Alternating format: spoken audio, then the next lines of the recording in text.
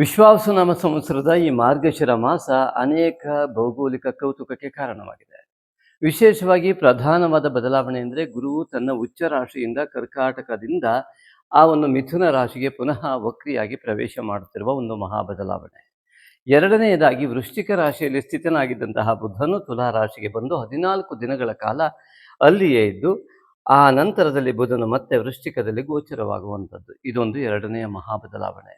ಮೂರನೆಯದಾಗಿ ರವಿಯು ತನ್ನ ಮಿತ್ರಕ್ಷೇತ್ರವಾದ ವೃಶ್ಚಿಕದಿಂದ ಧನುರಾಶಿಯನ್ನು ಪ್ರವೇಶ ಮಾಡಿ ಎಲ್ಲರಿಗೂ ಕೂಡ ಧನುರ್ಮಾಸಕ್ಕೆ ಸ್ವಾಗತ ಮಾಡುತ್ತಿದ್ದಾನೆ.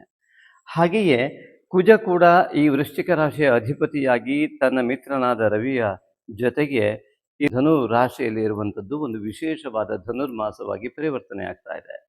ಇಂತಹ ಒಂದು ಮಹಾ ಪರಿವರ್ತನೆ ಈ ಒಂದು ಮಾರ್ಗಶಿರ ಮಾಸದಲ್ಲಿ ಜಾಗತಿಕ ಮಟ್ಟದಲ್ಲಿ ಬದಲಾವಣೆ ಆಗುವುದರ ಜೊತೆಗೆ ಪ್ರತಿಯೊಬ್ಬರ ಜೀವನ ಜಗತ್ತಿನ ಬದಲಾವಣೆಯು ಅತ್ಯಂತ ಪ್ರಬಲವಾಗಿ ಆಗುವ ಲಕ್ಷಣಗಳು ಕಂಡು ಬರ್ತಾ ಇದೆ. ಹಾಗೆಯೇ ಇಲ್ಲಿ ವಿಶೇಷವಾಗಿ 5 ಗ್ರಹಗಳ 6 ರೀತಿಯಾದಂತಹ ಒಂದು ಸಂಚಾರ ವಿಶೇಷ ಕೌತುಕಕ್ಕೆ ಕಾರಣ. ಯಾಕೆಂದರೆ ಬುಧ ಗ್ರಹವು 2 ಬಾರಿ ಈ ಒಂದು ಮಾಸದಲ್ಲಿ ಚಲನೆಯನ್ನು ಹಿಂದೆ ಬಂದು ಮತ್ತೆ ಮುಂದೆ ಬರುವಂತಹ ವಕ್ರಿ ಗಮನವನ್ನು ಭಾಸ ಮಾಡ್ತಾ ಇದ್ದಾನೆ. ಹಾಗಾಗಿ ಇದು ವಿಶೇಷವಾದಂತಹ ಜೀವನ ಜಗತ್ತಿನ ಜಾಗತಿಕವಾದಂತಹ ಮಹಾ ಬದಲಾವಣೆ. ಓಂ ಮಾತ್ರೇ ನಮಃ, ಓಂ ಮಾತೃಭ್ಯೋ ನಮಃ, ಓಂ ಪಿತ್ರೇ ನಮಃ, ಓಂ ಪಿತೃಭ್ಯೋ ನಮಃ, ಓಂ ಗುರುಭ್ಯೋ ನಮಃ, ಓಂ ಆಚಾರ್ಯೇಭ್ಯೋ ನಮಃ, ಓಂ ಮಹಾಗಣಪತಯೇ ನಮಃ, ಓಂ ಕುಲದೇವತಾ ಭೂದೇವಿ ಸಹಿತ ಲಕ್ಷ್ಮೀನಾರಾಯಣಾಯ ನಮಃ, ಓಂ ಉಮಾಮಹೇಶ್ವರಾಭ್ಯಾಂ ನಮೋ ನಮಃ. ಸಮಸ್ತ ಋಷಿ ಪರಂಪರೆಯನ್ನು ಸಮಸ್ತ ಗುರು ಪರಂಪರೆಯನ್ನು ತಲೆಬಾಗಿ ನಮಿಸುತ್ತಾ ಸಮಸ್ತ ಮಿತ್ರ ವೃಂದಕ್ಕೆ ನಮಸ್ಕಾರಗಳು. ಜ್ಯೋತಿಷಕ್ಕೆ ಹೇಗೆ ಸಂಪರ್ಕಿಸಬೇಕು, ಎಷ್ಟು ಫೀಸ್ ಕಟ್ಟಬೇಕು, ಮತ್ತು ಜನ್ಮ ತಾರೀಕು ಇತ್ಯಾದಿಗಳು ಜಾತಕ ಇಲ್ಲದಿದ್ದವರು ಏನು ಮಾಡಬೇಕು, ಹೇಗೆ ಸಂಪರ್ಕಿಸೋದು ಅಂದರೆ ನೀವು ಈ ಸಂಖ್ಯೆಗೆ ನಿಮ್ಮ ಹೆಸರನ್ನು ವಾಟ್ಸಪ್ ಮಾಡಿ ಮಾಹಿತಿ ಪಡೆಯಿರಿ. ನೋಡೋಣ ಬನ್ನಿ ಈ ಒಂದು ಮಾರ್ಗಶಿರ ಮಾಸದ ವೈಶಿಷ್ಟ್ಯತೆಯನ್ನು. ವಿಶೇಷವಾಗಿ 21/11/25ರಿಂದ 19/12/25ರವರೆಗೆ ಮಾರ್ಗಶಿರ ಮಾಸ ಗ್ರೆಗೋರಿಯನ್ ಕ್ಯಾಲೆಂಡರ್ ಪ್ರಕಾರ ಇದೆ, ಈಗಾಗಲೇ ನಾವು ಹೇಳಿದ ಹಾಗೆ. ಹಾಗೆಯೇ ಈ 23/11/25ರಂದು ವಕ್ರಿ ಬುಧನು ಭಾನುವಾರದ ದಿವಸ ತೃತೀಯಾದಂದು ಈ ಒಂದು ಮಾರ್ಗಶಿರ ಮಾಸ ಶುಕ್ಲ ಪಕ್ಷ ತೃತೀಯಾದಂದು ತುಲಾ ರಾಶಿಯನ್ನು ಪ್ರವೇಶ ಮಾಡ್ತಾ ಇದ್ದಾನೆ. ಹಾಗೆಯೇ 6/12/25ರಂದು ಶನಿವಾರ ದ್ವಿತೀಯಾದಂದು ಕೃಷ್ಣ ಪಕ್ಷ ದ್ವಿತೀಯಾದಂದು ಆ ಬುಧ ವೃಶ್ಚಿಕವನ್ನು ಮತ್ತೆ ಪ್ರವೇಶ ಮಾಡ್ತಾ ಇರುವಂತಹ ವಿಶೇಷವಾದಂತಹ ದಿನವಾಗಿದೆ. ಇನ್ನು 26/11/25 ಶುಕ್ರ ಆ ಬುಧವಾರ ಷಷ್ಠಿ ಎಂದು ವೃಶ್ಚಿಕ ರಾಶಿಯನ್ನು ಈ ತುಲಾ ರಾಶಿಯಿಂದ ಪ್ರವೇಶ ಮಾಡ್ತಾ ಇದ್ದಾನೆ. ಅದೇ ರೀತಿಯಾಗಿ 5/12/25 ವಕ್ರಿ ಗುರು, ಇದು ಮಹಾ ಬದಲಾವಣೆ.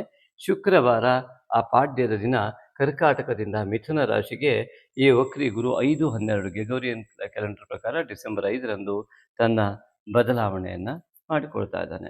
7/12/25 ಅಂದು ಕುಜ ಭಾನುವಾರ ತೃತೀಯದಂದು ಧನುರಾಶಿಯನ್ನು ತನ್ನ ರಾಶಿಯಿಂದ ಧನುರಾಶಿಗೆ ಪ್ರವೇಶ ಮಾಡ್ತಾ ಇದ್ದಾನೆ. ಇನ್ನು ವಿಶೇಷವಾದಂತಹ ಧನುರ್ಮಾಸ ಪ್ರಾರಂಭವಾಗ್ತಾ ಇರುವಂಥದ್ದು ರವಿಯು ಧನುರಾಶಿಯನ್ನು ಪ್ರವೇಶ ಮಾಡಿದ ದಿನ 16/12/25 ರವಿಯು ಮಂಗಳವಾರ ದ್ವಾದಶಿ ಎಂದು ಧನುರಾಶಿಯನ್ನು ಪ್ರವೇಶ ಮಾಡ್ತಾ ಇದ್ದಾನೆ. ಹೀಗೆ ಧನುರ್ಮಾಸವನ್ನು ಪ್ರಾರಂಭ ಮಾಡುವ ರವಿ ಈ ಒಂದು ಮಾರ್ಗಶಿರ ಮಾಸದಲ್ಲಿ, ಹಾಗೆ ಚಾಂದ್ರಮಾನ ಮಾರ್ಗಶಿರ ಮಾಸದಲ್ಲಿ ಸೌರಮಾನ ಧನುರ್ಮಾಸ ಪ್ರಾರಂಭವಾಗುವಂಥದ್ದು. ಇನ್ನು ಈ ಒಂದು ಪೂರ್ಣಿಮಾ 4/12/25ರಂದು ಪೂರ್ಣಿಮಾ ಇಲ್ಲಿ ಈ ಒಂದು ವೃಷಭ ರಾಶಿಯ ಮತ್ತು ಮಿಥುನ ರಾಶಿಯ ಪ್ರಾರಂಭದಲ್ಲಿ ಪೌರ್ಣಿಮೆ ಆಗುವಂಥದ್ದು. ಹಾಗೆಯೇ ಅಮಾವಾಸ್ಯ 19/12/25ರಂದು ವೃಶ್ಚಿಕ ರಾಶಿ ಮತ್ತು ಧನುರಾಶಿಯ ಮಧ್ಯಭಾಗದಲ್ಲಿ ಘಟಿಸುವಂಥದ್ದು. ಇಲ್ಲಿ ಗುರು ಚಂದ್ರರ ದೃಷ್ಟಿ ಅಮಾವಾಸ್ಯೆ ಮತ್ತು ಈ ಒಂದು ಪೌರ್ಣಿಮೆ ಅತ್ಯಂತ ಅಧ್ಯಾತ್ಮ ಯೋಗಕ್ಕೆ ಮಹಾ ಯೋಗ ಇರುವಂತಹ ಸಮಯ ಮಿತ್ರರೇ. ಈ ಒಂದು ಮಾರ್ಗಶಿರ ಮಾಸ ಖಂಡಿತವಾಗಿಯೂ 12 ರಾಶಿಯವರಿಗೂ ಅನೇಕ ವಿಧವಾದ ಮಹಾ ಬದಲಾವಣೆಯನ್ನು ತರಲಿಕ್ಕಿದೆ. ಅದು ಒಳ್ಳೆಯ ಬದಲಾವಣೆ ಆಗಲಿ ಎಂಬುದಾಗಿ ನಾವು ನಂಬಿದ ದೇವರಲ್ಲಿ ಆತ್ಮೀಯವಾಗಿ ತಮ್ಮೆಲ್ಲರ ಪರವಾಗಿ ಖಂಡಿತವಾಗಿಯೂ ಪ್ರಾರ್ಥಿಸುತ್ತೇವೆ. ಬದಲಾವಣೆ ಅತಿ ಮುಖ್ಯ. ಆ ಬದಲಾವಣೆ ಒಳ್ಳೆಯ ಬದಲಾವಣೆ ಇನ್ನೂ ಅತಿ ಮುಖ್ಯ. ಅದು ಉತ್ತಮವಾದಂತಹ ಉನ್ನತಿಯ ಪಥದತ್ತ ಸಾಗುವಂತಾಗಲಿ. ಮಿತ್ರರೇ, ಈಗ ಈ ಮುಂದಿನ ರಾಶಿ ಭವಿಷ್ಯವನ್ನು ಮಾರ್ಗಶಿರ ಮಾಸದಲ್ಲಿ ವೀಕ್ಷಿಸೋಣ ಅಲ್ಲವೇ? ಈ ವಿಡಿಯೋನ ಎಲ್ಲೂ ಸ್ಕಿಪ್ ಮಾಡದೆ ಕೊನೆ ತನಕ ನೋಡಿ, ಅದರಲ್ಲೂ ಕೊನೆಯಲ್ಲಿ ಬರುವ ಲಕ್ಕಿ ಕಾಮೆಂಟ್ ಸೆಕ್ಷನನ್ನು ತಪ್ಪದೆ ವೀಕ್ಷಿಸಿ ಅಂತ ತಮ್ಮಲ್ಲಿ ವಿನಂತಿ. ಹಾಗೆ ಅದರ ಲಾಭವನ್ನು ತಾವು ಪಡೆದುಕೊಳ್ತಿರುವಂತಹ ವಿಶ್ವಾಸದೊಂದಿಗೆ ಮುಂದಿನ ಹೆಜ್ಜೆ.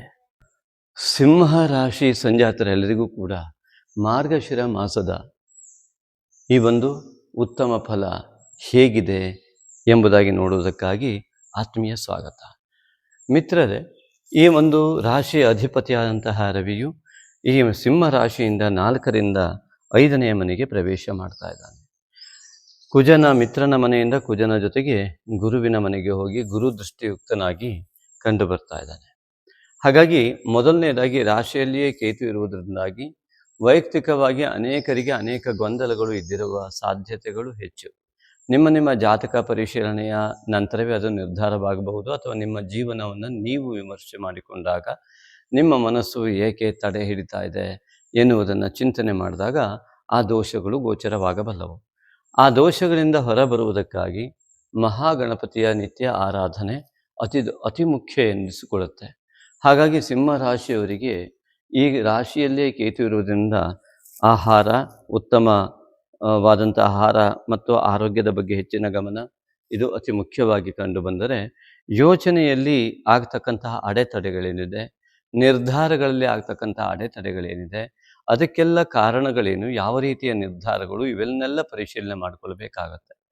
ಹಾಗೆ ಅದನ್ನು ಸರಿಯಾಗಿ ಅರ್ಥೈಸಿಕೊಳ್ಳುವುದಕ್ಕೆ ಆ ಮನಸ್ಸು ಮತ್ತು ಬುದ್ಧಿ ಕೆಲಸ ಮಾಡುವುದಕ್ಕೆ ವಿಘ್ನಗಳು ಉಂಟಾಗ್ತಾ ಇರ್ತವೆ. ಅದಕ್ಕಾಗಿ ಈ ಒಂದು ಕೇತುವಿನ ದೋಷ ನಿವಾರಣೆಗೆ ಗಣಪತಿಯ ಆರಾಧನೆ ಅತಿ ಮುಖ್ಯ, ವಿನಾಯಕನ ಆರಾಧನೆ ಅತಿ ಮುಖ್ಯವಾಗುತ್ತೆ.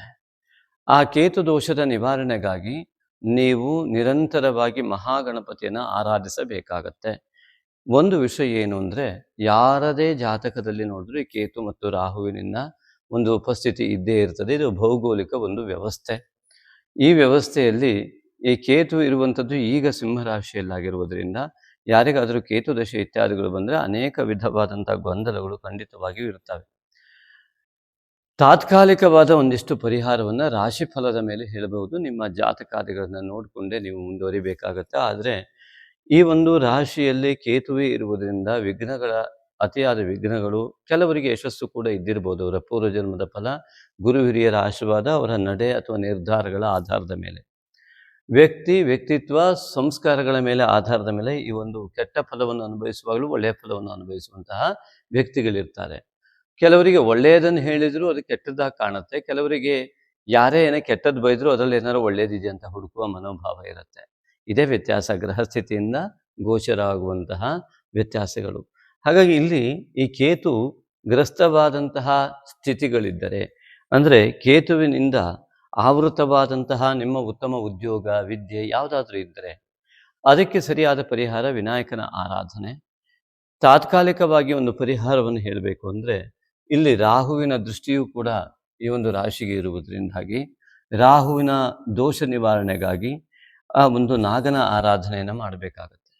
ಹಾಗಾಗಿ ಅತಿ ಸುಲಭವಾಗಿ ರಾಹುವಿನಿಂದ ಪೀಡಿತವಾದಂಥ ಅನ್ಯ ಗ್ರಹಗಳು ಮತ್ತು ಕೇತುವಿನಿಂದ ಪೀಡಿತವಾಗಬಲ್ಲ ಮುಖ್ಯವಾದ ಬೇರೆ ಗ್ರಹಗಳು, ಇವೆಲ್ಲವೂ ಕೂಡ ಪ್ರತಿಯೊಬ್ಬರ ಜೀವಮಾನದ ಏರುಪೇರುಗಳಿಗೆ ಮುಖ್ಯವಾದ ಕಾರಣಗಳಾಗಿರ್ತವೆ.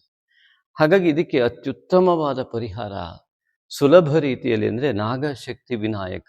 ಮುದ್ಗಲ ಪುರಾಣಾದಿಗಳಲ್ಲಿ ಉಲ್ಲೇಖಿತವಾಗಿರುವಂತೆ ನಾಗ ಯಜ್ಞೋಪವೀತ ಗಣಪತಿ, ಉಪನಯನದ ವಟು, ವಿದ್ಯೆ ವಿವಾಹ ಯಜ್ಞ, ವಿದ್ಯೆ ವಿವಾಹ ಮತ್ತು ವೃತ್ತಿ ಪ್ರತಿಯೊಬ್ಬರಿಗೂ ಬೇಕಾದಂತಹ ವಿಷಯ.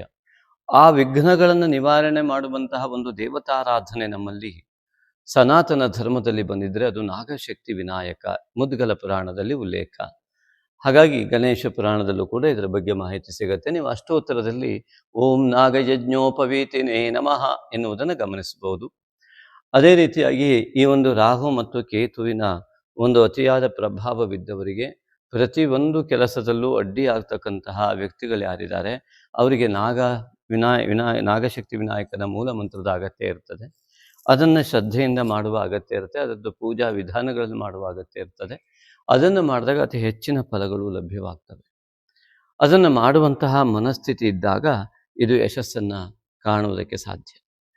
ಹಾಗಾಗಿ ಈ ಒಂದು ನಾಗಶಕ್ತಿ ವಿನಾಯಕನ ಆರಾಧನೆಯನ್ನು ಅತ್ಯಂತ ನಿಖರವಾಗಿ ಮಾಡಬಲ್ಲ ವ್ಯಕ್ತಿಗಳು ಅತಿ ಹೆಚ್ಚಿನ ಫಲವನ್ನು ಪಡೆಯುವುದಕ್ಕೆ ಹೆಜ್ಜೆ ನೀಡ್ತಾರೆ.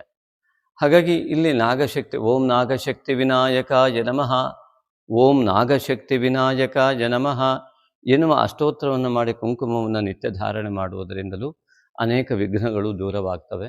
ಅದೇ ರೀತಿಯಾಗಿ ಅದರ ಧ್ಯಾನ ಶ್ಲೋಕಕ್ಕಾಗಿ ಅಷ್ಟೋತ್ತರದ ಹಿಂದೆ ಮುಂದೆ ಅಥವಾ ನಿರಂತರವಾಗಿ ನಾಗಶಕ್ತಿ ವಿನಾಯಕನ ಧ್ಯಾನಕ್ಕಾಗಿ ಉಪನಯನದ ಒಟುವಿನ ರೂಪದಲ್ಲಿ ಆ ಒಂದು ವಿನಾಯಕನನ್ನು ಕಲ್ಪಿಸಿಕೊಂಡು ಧ್ಯಾನಾವಸ್ಥೆಯಲ್ಲಿ ಇದನ್ನು ಮಾಡುವುದರಿಂದಲೂ ಕೂಡ ಅತಿ ಶೀಘ್ರಗತಿಯಲ್ಲಿ ಅನೇಕ ಅಡೆತಡೆಗಳ ನಿವಾರಣೆ. ಅದಕ್ಕಾಗಿ ಆ ಧ್ಯಾನ ಶ್ಲೋಕವನ್ನು ನಿಮಗೋಸ್ಕರ ಹೇಳ್ತೇನೆ. ಓಂ ಸರ್ವಮಂಗಲ ಮಾಂಗಲ್ಯಂ ಸರ್ವಶಕ್ತಿ ಪ್ರದಾಯಕಂ ವಂದೇಹಂ ಸತತಂ ಭಕ್ತ್ಯಾ ನಾಗಶಕ್ತಿ ವಿನಾಯಕಂ. ಇದನ್ನು ನಿರಂತರವಾಗಿ ಭಕ್ತಿಯುಕ್ತವಾಗಿ ಪಠಿಸಿದಾಗ ನಿಮ್ಮ ಅನೇಕ ಕಷ್ಟಗಳು ಸಂಪೂರ್ಣವಾಗಿ ದೂರ ಆಗುವುದಕ್ಕೆ ಮಾರ್ಗಗಳು ಲಭ್ಯವಾಗುತ್ತೆ. ಮುಂದಿನ ಪ್ರಯತ್ನ ಆರಾಧನೆ ನಿಮಗೆ ನಿಮ್ಮ ಒಂದು ಮನಸ್ಥಿತಿಗೆ ಬಿಟ್ಟಿರುವಂಥದ್ದು. ಹಾಗಾಗಿ ಸಿಂಹರಾಶಿಯ ಒಂದು ಕೇತುವಿನ ಒಂದು ಸ್ಥಿತಿ ಆ ಸಿಂಹರಾಶಿಯಲ್ಲಿ ಈ ಒಂದು ನಾಗಶಕ್ತಿ ವಿನಾಯಕನ ಆರಾಧನೆಯಿಂದ ಅತಿ ಸುಲಭವಾಗಿ ನೀಗಬಲ್ಲದು. ಇನ್ನು ದ್ವಿತೀಯಾಧಿಪತಿಯಾದ ಬುಧ ತೃತೀಯದಲ್ಲೂ ಚತುರ್ಥದಲ್ಲೂ ಗೋಚರನಾಗ್ತಾ ಇರೋದ್ರಿಂದ ಮನೆ ಕಟ್ಟುವ ವಿಚಾರ, ಅನೇಕ ಮಾತುಕತೆಗಳು ಅತ್ಯಂತ ಯಶಸ್ಸನ್ನು ಕಾಣುವ ಮಹಾಯೋಗ ಹೊಂದಿದೆ. ಆದರೆ ಈ ಕೇತುವಿನ ಒಂದು ಪ್ರತಿಬಂಧಕತ್ವದಿಂದ ಪರದೆಯಿಂದ ಎದುರುಗಡೆ ಇದ್ದಂತಹ ವಸ್ತುವು ಕಾಣದ ಸ್ಥಿತಿಯಲ್ಲಿ ಕಂಡುಬರುವುದರಿಂದ ಕೆಲವರಿಗೆ ಅವರ ಯೋಗವೇ ಇಲ್ಲ, ಸಾಲಬಾಧೆ ಇತ್ಯಾದಿಗಳೇ ಗೋಚರವಾಗ್ತಾ ಇರುತ್ತೆ. ಅದರ ಮುಂದೆ ಹೋಗುವ ಹೆಜ್ಜೆಗಳೇ ಕಾಣುವುದಿಲ್ಲ. ಅಂಥವರಿಗೆ ಈ ನಾಗಶಕ್ತಿ ವಿನಾಯಕನ ಆರಾಧನೆ ಮತ್ತು ಆಂಜನೇಯನ ಆರಾಧನೆ ಅನ್ನು ನಿಖರವಾಗಿ ಮಾಡ್ತಾ ಬಂದಾಗ ಇದು ಅತಿ ಸುಲಭವಾಗಿ ಆ ಪರದೆ ಸರಿದಾಗ ಒಂದು ಮಾರ್ಗ ಎನ್ನುವುದು ಲಭ್ಯವಾಗುತ್ತೆ. ಇನ್ನು ತೃತೀಯಾಧಿಪತಿ ಶುಕ್ರ ಮಾತುಕತೆಯ ಅಧಿಪತಿ, ವಾಗಧಿಪತಿಯ ಜೊತೆಗೆ ಇದ್ದು ವಾಕಾರಕ ಗುರು ಏಕಾದಶದಲ್ಲಿರುವುದು ಎಂತಹ ದೊಡ್ಡ ಮಹಾಯೋಗ ಅಂತಂದರೆ ಮಹಾ ಬದಲಾವಣೆ ಜೀವನದಲ್ಲಿ ಆಗೋದಕ್ಕೆ ಇದಿಷ್ಟೇ ಗ್ರಹಸ್ಥಿತಿ ಸಾಕು. ಅದನ್ನು ಉಪಯೋಗಿಸಿಕೊಳ್ಳುವ ಸಾಮರ್ಥ್ಯವನ್ನು ಬೆಳೆಸಿಕೊಳ್ಳುವುದಕ್ಕೆ ಈ ಒಂದು ಗಣಪತಿ ಆರಾಧನೆ ಇದ್ದಾಗ ಮಾತ್ರ ಸಾಧ್ಯ. ಹೇಗಿದೆ ಅಂತಂದರೆ ಈ ಒಂದು ಕೇತುವಿನ ಸ್ಥಿತಿ ನಿಮಗೆ ಯಾವ ರೀತಿ ಆಗುವ ಲಕ್ಷಣಗಳು ಕಾಣ್ತವೆ ಅಂತಂದರೆ, ಉದಾಹರಣೆ ಒಂದು ಬೆರಳಿದೆ, ನಾನು ಬೆರಳನ್ನು ಈ ಕಣ್ಣಲ್ಲಿ ಹೀಗೆ ಮುಚ್ಚಿಟ್ಕೋತೇನೆ. ಇಲ್ಲೇನಾಗತ್ತೆ, ಮುಂದೆ ಯಾವುದೂ ಗೋಚರ ಆಗೋದಿಲ್ಲ. ಇಡೀ ಆಕಾಶವೇ ಸಂಪೂರ್ಣವಾಗಿ ಆಚ್ಛಾದಿತವಾಗಿದೆ ಕೇವಲ ಒಂದು ಬೆರಳಿಂದ. ಆ ಒಂದು ಬೆರಳೇ ನಮಗೆ ದೊಡ್ಡದಾಗಿ ಕಾಣುತ್ತೆ, ಅದರ ಬಿಟ್ಟರೆ ಮುಂದೆ ಏನೂ ಇಲ್ಲ, ಆಕಾಶ ಇಲ್ಲ, ಮುಂದೆ ಏನೂ ಇಲ್ಲ ಅನ್ನುವಂತೆ ಭಾಸವಾಗ್ತದೆ. ಅದೇ ರೀತಿಯಲ್ಲಿ ಕೇತು ರಾಶಿಯಲ್ಲಿ ಬಂದು ಕುಳಿತಿದ್ದಾನೆ. ಹಾಗಾಗಿ ಈ ಒಂದು ಗುರುವಿನ ಮಹಾಸ್ಥಿತಿ ಏಕಾದಶದಲ್ಲಿ ಇರ್ತಕ್ಕಂಥದ್ದು ಮತ್ತು ಈ ರವಿ ಇತ್ಯಾದಿಗಳ ರಾಶ್ಯಾಧಿಪತಿಯ ರವಿಯ ಉತ್ತಮ ಸ್ಥಿತಿ ಇರ್ಬೋದು, ದ್ವಿತೀಯಾಧಿಪತಿ ಬುಧನ ಒಂದು ಸ್ಥಿತಿಗತಿಗಳಿಂದ ಆಗುವಂಥ ಮಹಾಲಾಭ ಏನಿದೆಯಲ್ಲ ಅದು ಗೋಚರವೇ ಆಗೋದಿಲ್ಲ. ಅದಕ್ಕಾಗಿ ಈ ಒಂದು ಕೇತುವಿನ ದೋಷದಿಂದ ಮುಕ್ತಿಯನ್ನು ಪಡೆಯುವ ಅಗತ್ಯ ನಿಮಗೆ ಇರ್ತದೆ. ಆ ಮೂಲಕವಾಗಿ ನಿಮ್ಮ ಆ ಕೈಯನ್ನು ಸರಿಸಿಕೊಳ್ಬೇಕು. ಆಗ ಎದುರುಗಡೆ ಪ್ರಪಂಚ ಗೋಚರವಾಗ್ತದಲ್ಲ. ಹಾಗೆ ನಿಮ್ಮ ಮೂಲ ಯೋಗಗಳನ್ನು ಹುಡುಕುವಲ್ಲಿ ಅನೇಕರು ಇಲ್ಲಿ ಯೋಗವಿಲ್ಲದೆ ಕೊರಗ್ತಾ ಇರ್ಬೋದು, ಅಳುತ್ತಾ ಇರ್ಬೋದು, ಬೇಸರ ಮಾಡ್ಕೊಂಡಿರ್ಬೋದು, ನಿದ್ದೆಗೆಟ್ಟು ಆ ಚಿಂತೆ ಮಾಡ್ತಾ ಇರ್ಬೋದು. ನಮ್ಮ ಭವಿಷ್ಯ ಹಾಳಾಗೋಯ್ತು, ನನಗೆ ಹೀಗಾಯಿತು ಎನ್ನುವಂತಹ ಕೊರಗಿಗೆ ಹೋಗಿರ್ಬೋದು. ಅದೆಲ್ಲ ರಾಹುವಿನಿಂದ ಉಂಟಾಗುವ ಭ್ರಮೆ ಮತ್ತು ಕೇತುವಿನಿಂದ ಉಂಟಾಗುವಂತಹ ಒಂದು ವಿಚಿತ್ರವಾದ ಮುಸುಕು. ಇವೆರಡರಿಂದ ಯಾರು ಹೊರಗಡೆ ಬರ್ತಾರೋ ಅವರು ಈ ಯಾವ ಮಾತುಗಳನ್ನು ಆಡುವುದಿಲ್ಲ. ನನಗೆ ಕೊರಗು ಇತ್ಯಾದಿಗಳನ್ನೆಲ್ಲ ಯಾರು ಹೇಳುವುದಿಲ್ಲ. ಹಾಗಾಗಿ ಆ ಒಂದು ಸ್ಥಿತಿಗತಿಗಳಲ್ಲಿ ಆಚ್ಛಾದಿತರಾದವರು ಜೀವನದಲ್ಲಿ ಅತಿ ಕಷ್ಟದಲ್ಲೇ ನಾವಿದ್ದೇವೆ ಅಂತ ಭಾವಿಸ್ತಾ ಇನ್ನೂ ಕಷ್ಟಕ್ಕೆ ಹೋಗ್ತಾ ಇರ್ತಾರೆ. ಹಾಗೆ ಈ ರಾಶಿಯಿಂದ ತೃತೀಯದಲ್ಲಿರುವ ಬುಧ ತೃತೀಯಾಧಿಪತಿಯ ಜೊತೆಗಿರುವುದರಿಂದ ಹಣಕಾಸಿನ ವ್ಯವಹಾರ, ಮಾತುಕತೆಗಳು ಅತಿ ದೊಡ್ಡ ಲಾಭವನ್ನು ಕೊಡುವಂಥದ್ದು. ಏಕಾದಶಾಧಿಪತಿಯಲ್ಲಿ ಸಂಸ್ಕಾರಾಧಿಪತಿ, ಜ್ಞಾನಕಾರಕ. ನಿಮಗಿರುವ ಜ್ಞಾನ ನಿಮ್ಮ ಜೀವನಕ್ಕೆ, ನಿಮ್ಮ ಭವಿಷ್ಯತ್ತಿಗೆ ಭದ್ರ ಬುನಾದಿಯ ಮಹಾಜ್ಞಾನವೇ ಇರುವಂತೆ ಗುರು ಸಹಕರಿಸ್ತಾ ಇದ್ದಾನೆ. ಅದನ್ನು ತೆಗೆದುಕೊಳ್ಳುವತ್ತ ನಿಮ್ಮ ಚಿತ್ತವಿರಲಿ. ಹಾಗೆಯೇ ಇಲ್ಲಿ ಸಿಂಹ ರಾಶಿಯಿಂದ ರಾಶಿಯಾಧಿಪತಿ ಪಂಚಮಕ್ಕೆ ಹೋಗಿ ಗುರುವಿನ ದೃಷ್ಟಿಯುಕ್ತನಾಗುವುದರಿಂದ ಅನೇಕ ವಿದ್ಯಾರ್ಥಿಗಳಿಗೆ ಮತ್ತು ವಿಷಯ ಇಚ್ಛುಕರಿಗೆ, ಅಂದರೆ ಯಾವ ರೀತಿಯಾಗಿ ಅಧ್ಯಯನ ಮಾಡಬೇಕು ಅನ್ನುವ ವಿಷಯದ ಮೇಲೆ ಯಾರು ಅತ್ಯಂತ ಆಳವಾದ ಚಿಂತನೆಯನ್ನು ಮಾಡ್ತಾ ಇದ್ದಾರೆ, ಪಿತೃವರ್ಗದ ಆಶೀರ್ವಾದದ ಬಲದ ಮೇಲೆ ಅನೇಕ ಪಿತೃವರ್ಗದ ಸಹಕಾರದ ಮೇಲೆ, ಅದೇ ತಾಯಿ ತಂದೆಗೆ ತಿರುಗಿ ಹೇಳುವವರಿಗಲ್ಲ, ಯಾರಿಗೆ ಪಿತೃವರ್ಗದ ಆಶೀರ್ವಾದ ಇದೆಯಲ್ಲ ಅವರಿಗೆ ಮಹಾ ಜ್ಞಾನ ಯೋಗ, ಮಹಾ ಅಧ್ಯಯನ ಯೋಗ ಇತ್ಯಾದಿಗಳು ಖಂಡಿತವಾಗಿವೆ. ವಿಶೇಷವಾಗಿ ಇಲ್ಲಿಂದ ಪಂಚಮದಲ್ಲಿ ರವಿಯಿಂದ ಚಂದ್ರನು, ವ್ಯಯಾಧಿಪತಿಯಾದ ಚಂದ್ರನು ವ್ಯಯವಾಗುವಂಥದ್ದು. ಅಧ್ಯಾತ್ಮ ಯೋಗದ ಪರಾಕಾಷ್ಠೆಗೆ ಹಿಡಿದ ಕನ್ನಡಿ ಈ ಒಂದು ಗ್ರಹಸ್ಥಿತಿ. ಗುರು ದೃಷ್ಟಿಯುಕ್ತನಾದಂತಹ ಚಂದ್ರ ರವಿ ಕುಜರ ಜೊತೆಗೆ ಅಮಾವಾಸ್ಯೆ ಎನ್ನುವಂಥದ್ದು, ಅಮಾವಾಸ್ಯೆಯ ದಿನ ಧ್ಯಾನ ಮಾಡಿದವರಿಗೆ ಪೂರ್ವಜನ್ಮದ ಅನೇಕ ಜನ್ಮದ ಅತ್ಯುತ್ತಮವಾದಂತಹ ಅಧ್ಯಾತ್ಮದ ಒಂದು ಲಾಭ ಸಿಗಲಿಕ್ಕಿದೆ. ಹಾಗಾಗಿ ಲೌಕಿಕವಾದ ಮಹಾಲಾಭ ಏಕಾದಶದಲ್ಲಿರುವ ಗುರುಚಂದ್ರನಿಂದ ಕಂಡುಬರುವಂಥದ್ದು. ಹಾಗಾಗಿ ಹುಣ್ಣಿಮೆಯ ದಿನ ಧ್ಯಾನವನ್ನು ಮಾಡುವುದರಿಂದಾಗಿ ಒಂದು ಪೂರ್ವಜನ್ಮದ ಜ್ಞಾನದ ಜೊತೆಗೆ ಮಹಾಯೋಗವನ್ನು ಪಡೆಯಬಹುದು. ಇನ್ನು ಸಿಂಹರಾಶಿಯವರಿಗೆ 6ನೇ ಮನೆಯ ಅಧಿಪತಿ ಅಷ್ಟಮದಲ್ಲಿ ಹೋಗಿರೋದ್ರಿಂದ ಅಷ್ಟಮ ಶನಿಯ ಒಂದು ವ್ಯವಸ್ಥೆ ಇರುವುದರಿಂದಾಗಿ ನಿಮ್ಮ ಜಾತಕದ ಪರಿಶೀಲನೆ ಅಗತ್ಯ. ಹಾಗೂ ಅನೇಕ ಕಷ್ಟಗಳು ಕೂಡ ಕೇತು ಮತ್ತು ರಾಹು ಮತ್ತು ಶನೈಶ್ಚರನಿಂದ ದಾಂಪತ್ಯದಲ್ಲೇ ಇರ್ಬೋದು, ಜೀವನದಲ್ಲಿರ್ಬೋದು ಬಂದಿರುವ ಸಾಧ್ಯತೆಗಳು ಅನೇಕರಿಗಿದೆ. ಈ ಒಂದು ಶನೈಶ್ಚರನ ಉತ್ತಮ ಫಲವನ್ನು ಪಡೆಯುವುದಕ್ಕಾಗಿ ಅಹಂಕಾರ ವರ್ಜಿತವಾಗಿ ಯಾರು ಚಿಂತನೆ ಮಾಡ್ತಾ ಆಂಜನೇಯನ ಆರಾಧನೆ, ಈಶ್ವರ ಆರಾಧನೆಯನ್ನು ಮಾಡ್ತಾರೋ ಅವರಿಗೆ ಅತ್ಯುತ್ತಮವಾದ ಶನೈಶ್ಚರನ ಫಲಗಳು ಸಿಗುತ್ತವೆ. ಅದೇ ರೀತಿಯಾಗಿ ಈ ಒಂದು ರಾಶಿಯ ಸಪ್ತಮದಲ್ಲಿ ರಾಹು ಇರುವುದರಿಂದ ದಾಂಪತ್ಯದಲ್ಲಿ ವಿರಸ ಹಾಗೂ ಅನೇಕ ವಿಧವಾದಂತಹ ಸಿಟ್ಟು ಇತ್ಯಾದಿಗಳು, ಕ್ರೋಧ, ಮೋಹ, ಅತಿಯಾದಂತಹ ಗೊಂದಲಗಳು ಸೃಷ್ಟಿಯಾಗುವ ಲಕ್ಷಣಗಳಿದ್ದರಿಂದ ನಾಗಶಕ್ತಿ ವಿನಾಯಕನ ಆರಾಧನೆಯನ್ನು ಮಾಡಿ ನಿಮ್ಮ ಜಾತಕದ ಪರಿಶೀಲನೆ ಮಾಡಿಕೊಳ್ಳಿ. ಯಾವುದೇ ವಿಷಯ ಬಂದರೂ ಗಂಡ ಹೆಂಡತಿ ಯಾವುದೇ ವಿಚಾರದಲ್ಲೂ ಕೂಡ ಸ್ಟ್ರೆಸ್ ತಗೊಂಡು ಇಬ್ಬರು ಕೂಡ ಜಗಳ ಮಾಡಿಕೊಳ್ಳುವುದು, ಹಳೆಯ ವಿಷಯಗಳನ್ನು ಎತ್ತಿ ಮಾತನಾಡುವಂಥದ್ದನ್ನು ಮಾಡಬೇಡಿ. ಅದು ಹಳೆಯ ವಿಷಯಗಳನ್ನು ಎತ್ತಿ ಮಾತನಾಡಿದ ತಕ್ಷಣ ಆ ಅಷ್ಟಮ ಶನಿಯ ಪರಿಣಾಮ ನಿಮ್ಮ ಮೇಲೆ ಖಂಡಿತವಾಗಿಯೂ ಬೀರ್ತದೆ. ಅದೇ ರೀತಿಯಾಗಿ ಆ ಒಂದು ರಾಹುವಿನ ಪರಿಣಾಮ, ನೀವು ಜಗಳ ಮಾಡಿದಾಗ, ಒಬ್ಬರ ಮೇಲೆ ಒಬ್ಬರು ಅಪವಾದ ಹಾಕಿಕೊಂಡಾಗ, ಸಂಶಯಾದಿಗಳನ್ನು ಅತಿಯಾಗಿ ಮಾಡುವುದರಿಂದ, ಬೇರೆಯವರ ಮಾತುಕತೆ ಗಂಡ ಹೆಂಡತಿಯರ ಮಧ್ಯದಲ್ಲಿ ಬಿರುಕುಗಳನ್ನು ತಂದುಕೊಳ್ಳುವಾಗ ಇವೆಲ್ಲ ರಾಹುಕೇತುವಿನ ಅತಿ ದೊಡ್ಡ ಪರಿಣಾಮವಾಗಿರುತ್ತೆ. ಅದಕ್ಕೆ ಅವಕಾಶ ಕೊಡಬೇಡಿ. ಹಾಗೆಯೇ ಇಲ್ಲಿ ರಾಶಿಯಿಂದ ಭಾಗ್ಯದ ಅಧಿಪತಿಯಾದ ಕುಜ ಚತುರ್ಥ ಮತ್ತು ಪಂಚಮದಲ್ಲಿ ಗೋಚರನಾಗುವಂಥದ್ದು ಕೂಡ ನಿಮಗೆ ಕುಲದೇವತಾ ಆರಾಧನೆಯ ಫಲ ಅತ್ಯಂತ ಪ್ರಬಲವಾಗಿ ಸಿಗುವ ಯೋಗವನ್ನು ತೋರಿಸ್ತಾ ಇರುವಂತಹ ಗ್ರಹಸ್ಥಿತಿ. ಇನ್ನು ದಶಮಾಧಿಪತಿ ಅಂತ ಶುಕ್ರನು ದ್ವಿತೀಯಾಧಿಪತಿಯ ಜೊತೆಗೆ ಮತ್ತು ತೃತೀಯದಲ್ಲಿಯೂ ಚತುರ್ಥಕ್ಕೂ ಕೂಡ ಅವನ ಸಂಚಾರ ಎನ್ನುವಂಥದ್ದು ಅತ್ಯುತ್ತಮವಾದಂಥ ಉದ್ಯೋಗದಲ್ಲಿ ಲಾಭ ಇತ್ಯಾದಿಗಳನ್ನು ಈ ಒಂದು ಏಕಾದಶಾಧಿಪತಿಯಾದಂಥ ಬುಧನಿಂದಲೂ ಶುಕ್ರನ ದಶಮಾಧಿಪತಿಯಿಂದಲೂ ಎಲ್ಲ ಕಡೆಯಿಂದ ಲಭ್ಯವಾಗ್ತಾ ಇದೆ. ಇದರ ಸಂಪೂರ್ಣ ಫಲವನ್ನು ನೀವು ಅನುಭವಿಸುವಂತಾಗಲಿ, ಅಂತಹ ಮಹಾಯೋಗವನ್ನು ನೀವು ಪಡೆಯುವಂತಾಗಲಿ ಎಂಬುದಾಗಿ ನಾಗಶಕ್ತಿ ವಿನಾಯಕನಲ್ಲಿ ನಾವು ಭಕ್ತಿಯಿಂದ ಪ್ರಾರ್ಥಿಸುತ್ತೇವೆ. ಸರ್ವಮಂಗಲ ಮಾಂಗಲ್ಯಂ ಸರ್ವಶಕ್ತಿ ಪ್ರದಾಯಕಂ ವಂದೇಹಂ ಸತತಂ ಭಕ್ತ್ಯಾ ನಾಗಶಕ್ತಿ ವಿನಾಯಕಂ. ಕಾರ್ತಿಕ ಮಾಸದ ಲಕ್ಕಿ ಕಾಮೆಂಟ್ ಸಮಯ. ನಳಿನಿ ಗುರುಸ್ವಾಮಿ, ನಮಸ್ತೆ ನಳಿನಿ ಗುರುಸ್ವಾಮಿಯವರೇ. ನಿಮ್ಮ ಈ ಒಂದು ಅನಿಸಿಕೆಯ ಕಾಮೆಂಟ್ ಲಕ್ಕಿ ಕಾಮೆಂಟ್ ಅಂತ ನಾವು ಕನ್ಸಿಡರ್ ಮಾಡಿದ್ದೀವಿ. ನೀವು ಏನು ಹೇಳಿದ್ದೀರಾ ಅಂತಂದರೆ, ನಾನು ಯಾರನ್ನೂ ದ್ವೇಷಿಸುತ್ತಿಲ್ಲ, ಆದರೆ ಜನರೇ ನನ್ನಿಂದ ದೂರ ಸರಿಯುತ್ತಿದ್ದಾರೆ. ಸ್ವಾಭಾವಿಕ ಅಲ್ಲವೇ? ಇದು ಅತ್ಯುತ್ತಮವಾದ ಕಾಮೆಂಟ್ ಅಂತ ನಾವು ಈ ಕಾರ್ತಿಕ ಮಾಸದಲ್ಲಿ ನಮಗೆ ಬಂದ ಕಾಮೆಂಟ್ ಸೆಕ್ಷನ್ಗಳಲ್ಲಿ ಆಯ್ಕೆ ಮಾಡಿದ ಕಾರಣ ಈ ಒಂದು ಉತ್ತರಕ್ಕಾಗಿ. ಯಾವ ಉತ್ತರ ಇದಕ್ಕೆ ಅಂತಂದರೆ, ನಳಿನಿ ಗುರುಸ್ವಾಮಿಯವರೇ, ನಿಮ್ಮ ಪ್ರಶ್ನೆ ನಿಮಗೊಂದೇ ಅಲ್ಲದೆ ಅನೇಕರಿಗೆ ಉತ್ತರ ನೀಡಬಲ್ಲದು. ಹೇಗೆ ಅಂದರೆ, ನೀವು ಯಾರನ್ನೂ ದ್ವೇಷ ಮಾಡುತ್ತಿಲ್ಲ. This is called good quality. ಇದು ಅತ್ಯುತ್ತಮವಾದಂತಹ ಮನಸ್ಥಿತಿಯ ಪ್ರತೀಕ. ನಿಮ್ಮಿಂದಲೇ ಜನರು ದೂರ ಸರಿಯುತ್ತಿದ್ದಾರೆ. ಹೌದು, ಯಾಕೆ ದೂರ ಸರಿಯುತ್ತಿದ್ದರೆ, ತಪ್ಪೋ ಅಥವಾ ಸರಿಯೋ ಅಂತ ಚಿಂತನೆಯನ್ನು ಮಾಡಿದಾಗ, ನಿಮ್ಮ ಹತ್ತಿರ ಬಂದು ದೂರ ಸರಿಯುತ್ತಿರುವ ಜನರು ಯಾರೂ ಕೂಡ ನೀವು ದ್ವೇಷ ಮಾಡದೇ ಇರುವ ನಿಮ್ಮ ಮನಸ್ಥಿತಿಯನ್ನು ಸಹಿಸುತ್ತಿಲ್ಲ. ಹಾಗಾಗಿ ದ್ವೇಷ ಮಾಡುವ ಮನಸ್ಥಿತಿ ಉಳ್ಳವರು ನೀವು ದ್ವೇಷ ಮಾಡುವುದಿಲ್ಲ ಎನ್ನುವುದೇ ಅವರಿಗೆ ಸಮಸ್ಯೆ. ಹಾಗಾಗಿ ಅವರು ದೂರ ಸರಿಯುತ್ತಾರೆ. ಒಂದು ಘಟನೆ ನೆನಪಾಗತ್ತೆ. ಯಾವತ್ತೂ ಕೂಡ ವ್ಯಕ್ತಿ ಪ್ರತಿಕ್ರಿಯೆಯನ್ನು ನಿರೀಕ್ಷೆ ಮಾಡಿ ತನ್ನ ಬುದ್ಧಿಮತ್ತೆಯನ್ನು ಬಳಸ್ತಾನೆ.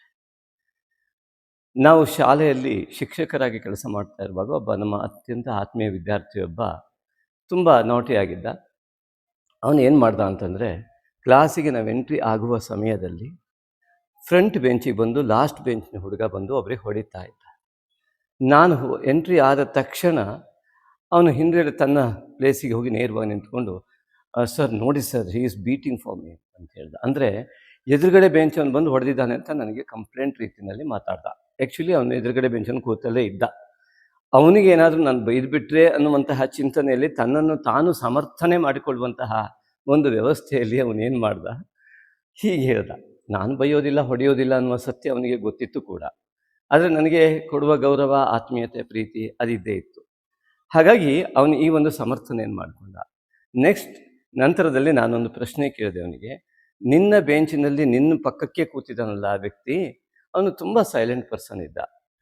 ಅವನು ಬಂದು ನಿನಗೆ ನಿನಗೆ ಹೊಡೆಯೋದಿಲ್ಲ, ಎದುರುಗಡೆ ಬೆಂಚಿನವ್ರು ಮಾತ್ರ ಹೊಡಿತಾರ ನಿನಗೆ ಬಂದು ಅಂತ ಪ್ರಶ್ನೆ ಮಾಡಿದೆ. ಆಗ ನಗ್ತಾ ಅವನು ಹೇಳ್ದ, ಸರ್ ತುಂಬ ಬರೀ ಟ್ರೈ ಮಾಡಿದ್ದೀನಿ ಸರ್ ಈ ವ್ಯಕ್ತಿಗೆ. ಪ್ರತಿ ಸರಿ ನಾನು ಏನೇ ಕೆಣಕಿದ್ರು ಕೂಡ ಅವನು ರಿಯಾಕ್ಷನ್ನೇ ಮಾಡಲ್ಲ ಸರ್, ಅವನಷ್ಟಕ್ಕೆ ಅವನು ಮುತ್ತ ಕೂತ್ಬಿಡ್ತಾನೆ. ಹಾಗಾಗಿ ನಾನು ಮುಂದಿನ ಬೆಂಚಿಗೆ ಹೋಗಿದ್ದೆ ಅಂತಂದ. ಅಂದರೆ ಪ್ರತಿಕ್ರಿಯೆ ಎನ್ನುವುದನ್ನು ಬಯಸಿದಂಥವರು, ದ್ವೇಷದ ಪ್ರತಿಕ್ರಿಯೆಯನ್ನು ಬಯಸುವವರು ನಿಮ್ಮಿಂದ ದೂರ ಆಗುವುದು ಸ್ವಾಭಾವಿಕ. ಹಾಗಾಗಿ ನಾವು ಯಾರನ್ನೂ ದ್ವೇಷಿಸದೇ ಇದ್ದಾಗ ದ್ವೇಷಿಸುವ ಮನಸ್ಥಿತಿಯವರು ನಮ್ಮಿಂದ ದೂರ ಆಗ್ತಾರೆ. ಇದು ನಿತ್ಯ ಸತ್ಯ.